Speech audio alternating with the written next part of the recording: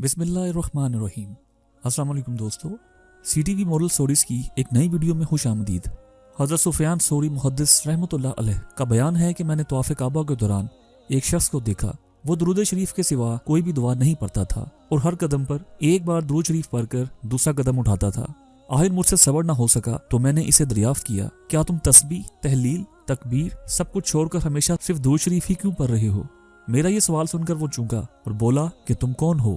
جب میں نے اس کو بتایا کہ میں سفیان ثوری محدث ہوں تو وہ شخص بالکل باادب ہو گیا اور کہنے لگا، اگر آپ اپنے وقت کے ایک عظیم الشان محدث اعظم نہ ہوتے تو میں اپنا یہ راز ہرگز آپ پر ظاہر نہ کرتا۔ واقعہ یہ ہے کہ میں ایک مرتبہ اپنے والد کے ہمراہ حج کے لیے چلا۔ اچانک ایک منزل پر میرا باپ بیمار ہو کر وفات پا گیا اور ایک دم اس کا چہرہ بالکل سیاہ، آنکھیں نیلی اور شکم بھری مشک کی طرح پھول گیا۔ میں اپنے باپ کی بگڑی ہوئی شکل دیکھ کر رونے لگا اور روتے روتے سو گیا۔ ناگہاں میں نے خواب میں دیکھا کہ ایک بہت ہی نورانی صورت والے بزرگ تشریف لائے اور میرے باپ کے چہرے اور جسم پر ہاتھ پھیر دیا تو میرے باپ کا چہرہ نہایت ہی حسین و جمیل ہو کر چمکنے لگا اور شکم کا ورم بالکل ختم ہو کر اپنی اصلی حالت پر آ گیا۔ پھر میں خواب میں ہی ان بزرگ کی چادر پکڑ کر مچل گیا کہ اللہ، مجھے آپ یہ بتا دیجئے کہ آپ کون ہیں؟ انہوں نے فرمایا، میں محمد رسول صلی اللہ علیہ وآلہ وسلم ہوں۔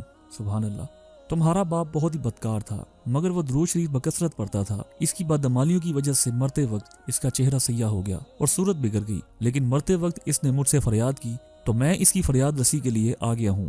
میں ہر مسلمان کا فریاد رس ہوں جو دنیا میں مجھ پر درود شریف پڑھتا ہے۔ جب میری آنکھ کھلی تو میں نے دیکھا کہ میرے باپ کا چہرہ روشن ہو کر چمک رہا تھا اور شکم کا ورم بالکل ختم ہو گیا۔ اس واقعے سے میں اس قدر متاثر ہوا کہ کسی بھی حال میں درود شریف کے سوا کچھ بھی نہیں پڑھتا۔